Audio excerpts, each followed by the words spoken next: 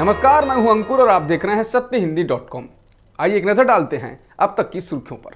महाराष्ट्र का सियासी संकट अभी खत्म नहीं हुआ है। सियासी व कानूनी दांवपेच का सिलसिला जारी है। शिवसेना अब सुप्रीम कोर्ट में नई अर्जी दायर कर रही है। इसमें उसके 16 बागी विधायकों को विधानसभा से निलंबित करने और शिंदे के बहुमत परीक्षण पर रोक लगाने की मांग की जाएगी। याचिका में उद्धव ठाकरे की शिवसेना की ओर से कहा गया है, अपराधी विधायक जो भाजपा के मोहरे के रूप में काम कर रहे हैं और दरबदल का संवैधानिक पाप कर रहे हैं, उन्हें विधानसभा के सदस्यों के रूप में जारी रखने की अनुमति देकर एक दिन के लिए भी अपने पाप को कायम रखने की अनुमति नहीं दी जानी चाहिए। शिवसेना नेता आदित्य ठाकरे ने पार्टी के बागियों को लेकर कहा कि उन्हें अपनों ने धोखा दिया है। उन्होंने कहा कि मुश्किल वक्त में कांग्रेस और एनसीपी उनके साथ खड़ी रहीं। उन्होंने एक टीवी चैनल से साक्षात्कार में कहा कि मेरे पिता सत्ता के भूखे नहीं हैं। जैसे ही बागियों ने झंडा उठाया, वे सीएम हाउस से बाहर चले गए। वो गरिमापूर्ण, शालीन, साफ सुथरा और अपनी बातों के प्रति वफादार हैं। एनडीटीवी से बात करते हुए आदित्य ठाकरे ने कहा कि हमें कुछ लोगों की महत्वाकांक्षाओं के बारे में पता था और इस नाटक के शुरू होने से ठीक 1 महीने पहले उन्हें वो पद भी दिए गए थे जो वो चाहते थे।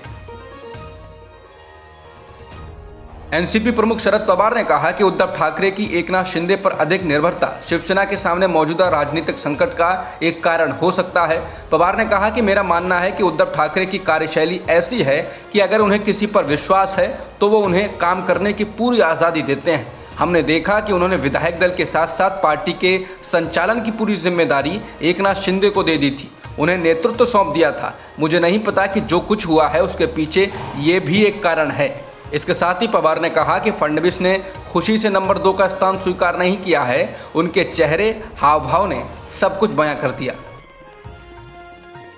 शिवसेना नेता संजय राउत आज ईडी के सामने पेश होंगे। राउत ने ट्वीट कर बताया कि मैं आज 12 बजे ईडी के सामने पेश होने जा रहा हूं। मुझे जारी हुए समन का मैं सम्मान करता हूं और जांच एजेंसियों के साथ सहयोग करना मेरा कर्तव्य है।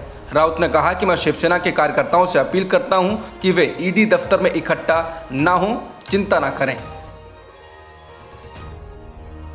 एनसीपी के मुखिया शरद पवार को आयकर विभाग की ओर से नोटिस भेजा गया है। पवार ने गुरुवार को इस बात की जानकारी दी। उन्होंने इसे लव लेटर बताया। पवार ने कहा उन्हें यह नोटिस 2004, 9, 14 और 2020 में उनके द्वारा दाखिल किए गए चुनावी हलफनामे में दी गई जानकारियों को लेकर भेजा गया है। पवार ने कहा कि इससे जुड़ी जानकारियां देने में उन्हें कोई परेशानी नहीं है। बता दें कि शिवसेना के राज्यसभा सांसद संजय राउत को भी ईडी ने पात्रा चौल जमीन घोटाले मामले में समन किया है। मुख्यमंत्री पद की शपथ लेने के बाद शिवसेना के बागी नेता एकनाथ शिंदे शुक्रवार को गोवा के होटल में ठहरे विधायकों से मिलने पहुंचे।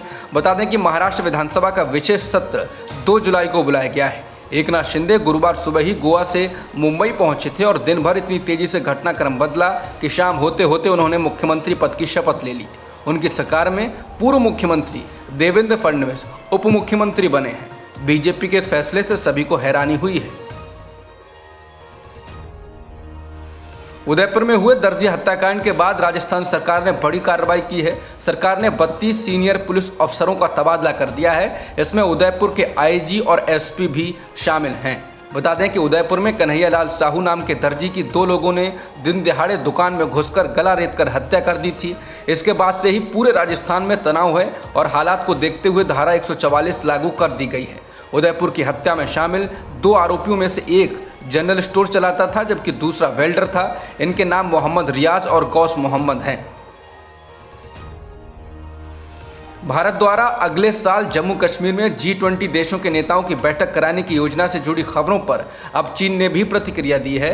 चीन के विदेश मंत्रालय के प्रवक्ता झाओ लिजियान ने आपत्ति दर्ज कराते हुए कहा कि संबंधित पक्षों को एक तरफा कदम के साथ हालात को जटिल बनाने से बचना चाहिए। हमें बातचीत और संवाद से विवादों का समाधान करना होगा और मिलकर शांति तथा स्थिरता कायम करनी होगी।